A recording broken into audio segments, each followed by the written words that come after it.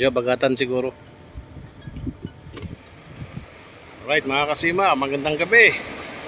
Welcome back to our YouTube channel, Sansakon Vlog. So another adventure mga kasima dito sa may F1. Ano, yung mga karirahan yan. Nasa likuran kami. Yan. So susubukan namin kung ano yung mga pwedeng mahuli ngayong gabi. So mga kasama natin ito. Addict sa fishing, si Alvin at si Leo. Ay, mga kasama natin. So subukan namin kung ano yung mga pwedeng mahuli sa oras ng 7 o'clock hanggang alas 9 man lang, 2 hours. So bali ang pamain natin subukan natin magpain ng kubos. Yan. Pero kubos parang bagong bili, pero parang masarap. Tikman muna natin bago natin ipain mga kasima. Tapos i-update ko kayo kung anong pwedeng mahuli rito. Okay. Bale yan ang set. Ito ang setup. Yan. Ayun o. Gaantay na lang kung may hihila. Sana meron. Rekas na lang tatanong kung ikantik mo. Aned. So bali ito yung setup natin. Sinker tapos apat na taga, sima. Tapos swivel na doon. Yan. Kubos ang pain natin, tinapay. Pero malimit siguro to sabit kasi puro bato Expected na natin, nasa 70% ang sabitan. Batuhan kasi, ano.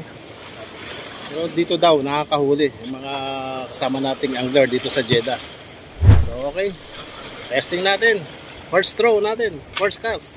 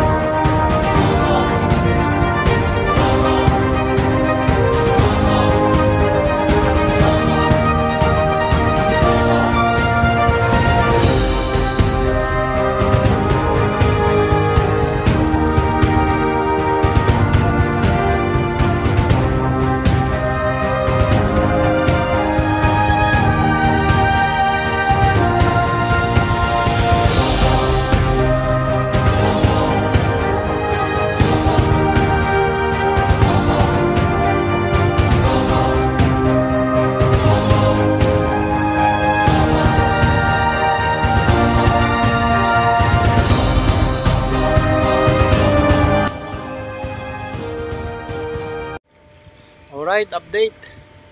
Lumipat kami ng pwesto kasi puro sabit doon. Tapos wala pa yung nahuhuli. So dito naman kami ngayon, sabi medyo malayo. Malayo ang kantil, pero mababaw. Isang oras pa. Hopefully may mahuli. Ayan, hindi na makapagpusit si Leo ngayon. Malayo. Malayo ang kantil. So ayan ang update natin mga kasima. Time check natin 8 PM. Isang oras pa kami. At least trial and error lang ito. So ayan na nga mga kasima, umuwi na kami kasi nga isang oras pa kami namimingwit, nag-wait and wait, pero wala pa rin dito sa bagong spot na ito. So ayan, hanggang sa muli mga kasima.